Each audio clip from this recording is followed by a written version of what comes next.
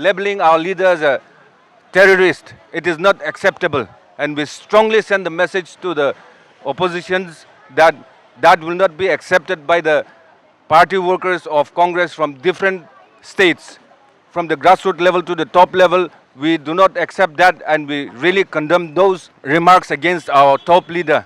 कि प्रधानमंत्री जी चुपचाप बैठे हैं इस बात पे। प्रधानमंत्री जी खामोश है। प्रधानमंत्री जी अपने मंत्रियों पे उन पे कोई लगाम नहीं है कि तुम्हारी दादी के साथ जो असर हुआ होगा वही तुम्हारे साथ होगा। जब ये बात बोलते हैं इसका मतलब यही है कि उनकी दादी की हत्या फिर इन्होंने ही करवाई है। इन्वेस्टिगेशन होनी चाहिए कि क्या आरएसएस का हाथ है इंदिरा गांधी को मरवाने में। Hello viewers, welcome to fort Nagaland news. आज आमी आईना था तो ये राहुल गांधी के 3-4 days बैक ये मुंबई दे ताइके कुछ राहुल गांधी ला जीवा काटी 11 lakhs दिवो गुने एक रिवार्ड दीने ये रखा ऊपर दे आज ये कांग्रेस भवन ये बैक साइड दिखे कांग्रेस भवन खान डिमापुर डिस्ट्रिक्ट कांग्रेस कमिटी हान बा ये स्ट्राइक एक रखा तहान लगा भावना कि इतुला ऊपर आम एक दुटा खता लुई लो तो इच्छा आम ये स्ट्राइक ऊपर खता क्या निचना कह तो आई आओ मी गसपनी वन प्रेसिडेंट कांग्रेस ताल एक दुटा खता सुधिलो आज स्ट्राइक ऊपर सो सर वेलकम और अपनी अलग अपना भावना भी कि प्रोटेस्ट ऊपर अलग Thank you, FNN News Channel. আমি খান আজি এতিয়া protest কৰা তো BJP Union Minister পৰা abusive remark আমি খান লগা leader of opposition লগা Congress leader লগা এইটো ৰাহুল গান্ধী লা ওপৰতে কোৱাটো আমি খান এইটো খুশি নাপায় আৰু কোন হলিবি leader তো হলি তো একজনকে ৰেসপেক্ট পা কথা কৰিব লাগে আৰু তাইটো টেৰৰিষ্ট আছে কাৰণে লেবেল কৰা দিটো তাই টেৰৰিষ্ট নহয় এটো কাৰণে আমি খান প্ৰটেষ্ট কৰাটো এটো কাৰণে প্ৰটেষ্ট কৰি আছে আৰু এটো কোনটো শিৱসেনা লিডাৰ বা আমি খান লগা লিডাৰকে জিবা কাটি দিলে তো তাইলা টাং কাটি দিলে তো 11 lakhs দিব এটো হান কথাটো হলি তো এটো পাৰ্সোনাল ৰিমাৰ্ক তাই ইনেকা পাৰ্সোনাল ৰিমাৰ্ক কৰাটো হলি তো আমি খান খুশি পা নাই আৰু আমি খান এটো প্ৰটেষ্ট কৰাটো হলি তো আমি খান লা লিডাৰকে উইথ ৰেসপেক্ট ট্ৰিট কৰিব লাগে আৰু যি হলিবি একটা পার্টি এটো রেসপেক্ট করব লাগে কোন আমি তোহান কারণে আমি আজি প্রটেস্ট করি আছে So anything you want to say in English? इचरो आमी Naga mister कुलिशन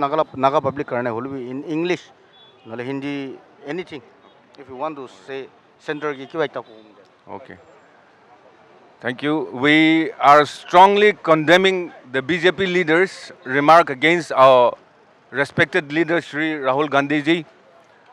The remarks that has been given by the different leaders of BJP allies and the BJP leaders, we do not accept that, and labeling our leader as a terrorist, it is not acceptable, and we strongly send the message to the oppositions that that will not be accepted by the party workers of Congress from different states, from the grassroots level to the top level.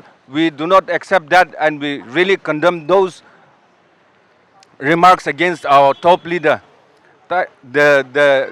The thing that I have said about our leader, that they will be awarded 11 lakhs if they are able to cut the tongue of our leader, those remarks are really personal and it is really abusive, and we really condemn those remarks against our leader. तो viewers इचा आमियान इदु protest लो ऊपर दे इचा आमियान लो खता को थे तो Sir Rajesh Kumar, the AICC in charge for Manipur, आरो observer for Haryana. तालो भी एक दुटा खता सुधिलो इच्छा इटू प्रोटेस्ट के लिए तहां करे आसे और की करने इटू आज इटू प्रोटेस्ट करे आसे ऊपर एक दुटा खता सुधिलो sir you can speak in Hindi if you can if you okay हम लोग आज यहाँ प्रोटेस्ट कर रहे हैं। राहुल गांधी जी को एक थ्रेट मिला है बीजेपी से और कई और दूसरी पार्टी के नेता लोग भी थ्रेट कर रहे हैं। शिवसेना का और बीजेपी के कई लीडर यूनियन मिनिस्टर भी थ्रेट कर रहे हैं। कोई टेररिस्ट बोल रहा है उनको, कोई बोल रहा है कि उनकी ज़बान काट के लाओगे तो 11 लाख रुपए देंगे, और कोई बोल रहा है कि तुम्हारी दादी के साथ जो हुआ था वही राहुल जी के साथ होगा। तो ये इस बात पे हमको बहुत आश्चर्य लगा कि प्रधानमंत्री जी चुपचाप बैठे हैं इस बात पे। प्रधानमंत्री जी खामोश है। प्रधानमंत्री जी अपने मंत्रियों पे उन पे कोई लगाम नहीं है और वो जो चाह रहे हैं वो बोले जा रहे हैं। तो इसका मतलब क्या है? इसका मतलब यही है कि ये आरएसएस की ट्रेनिंग है कि हिंसा कैसे फैलाए देश में। और जब ये एग्जाम्पल देते हैं कि तुम्हारी दादी के साथ जो असर हुआ होगा, वही तुम्हारे साथ होगा। जब ये बात बोलते हैं इसका मतलब यही है कि उनकी दादी की हत्या फिर इन्होंने ही करवाई है। यही मुझे तो यही समझ में आता है कि इसकी एक पूरी इन्वेस्टिगेशन होनी चाहिए। अब एक large scale high level investigation होनी चाहिए कि क्या आरएसएस का हाथ है इंदिरा गांधी को मरवाने में, क्या आरएसएस का हाथ है राजीव गांधी जी को बम से उड़ाने में। ये समझना पड़ेगा। अब देश अब ये मोदी जी के जुमले में नहीं फंसने वाला है। आज राहुल गांधी जी यात्रा किए, उन्होंने ज़मीन में रह के 4000 किलोमीटर पैदल चले पहले, फिर बाद में 6000 किलोमीटर वो बस में चले। उन्होंने पूरा इंडिया को देखा और समझा, और फिर बाद में जब इलेक्शन आया तो मोदी जी जो 400 पार का नारा दे रहे थे वो 240 पे अटक गए। उसमें भी वो घपला किया है। उसमें भी 70 सीट कई एडवोकेट लोग केस फाइल किए थे सुप्रीम कोर्ट में, लेकिन सुप्रीम कोर्ट ने मना कर दिया सिर्फ इसलिए क्योंकि इलेक्शन कमीशन का मैटर है, इसलिए आप इलेक्शन कमीशन में जाइए। नहीं तो 70 सीट मोदी जी वो भी हारे हुए थे, उनको 150 सीट भी नहीं आती, लेकिन ये घपला करके 240 आई है उनके पास। और इसीलिए हमारे पास अगर 20 सीट और आ जाती कांग्रेस के पास, तो आज ये जितने जो मोदी जी के चमचे लूले जो भी कुछ बोल रहे हैं वो सब सारे जेल में होते। यही बात खड़गे जी ने भी कही थी। तो अभी नागालैंड का जो कैसा पॉलिटिक्स जो जैसा चल रहा है अभी, तो आपका क्या सोच विचार है, अब अगला इलेक्शन में कैसा होगा? नहीं, बिल्कुल। अब नागालैंड में देखिए, मैं सबसे पहले नागालैंड की जनता को धन्यवाद देता हूँ जिन्होंने एक एमपी, जबकि हमारा 0 एमएलए थे, उसके बावजूद भी इन्होंने एक एमपी हमको जिता के दिया है। तो हम सबसे पहले धन्यवाद देंगे नागालैंड की जनता को, क्योंकि वो नहीं साथ होते तो ये होता नहीं। और दूसरी बात है कि हम देख रहे हैं नागालैंड की सिचुएशन क्या है। आज सब तंग आ चुके हैं बीजेपी से और एनडीपीपी गवर्नमेंट से। आपने देखा होगा 4 लेन की वो कितनी बात बोल रहे थे कि 4 लेन बना दिया, 4 लेन बना दिया। अब वो नहीं बोलते 4 लेन बना दिया, क्योंकि वो 4 लेन बचा ही नहीं। 4 लेन अब 2 लेन में कन्वर्ट हो गया वापस।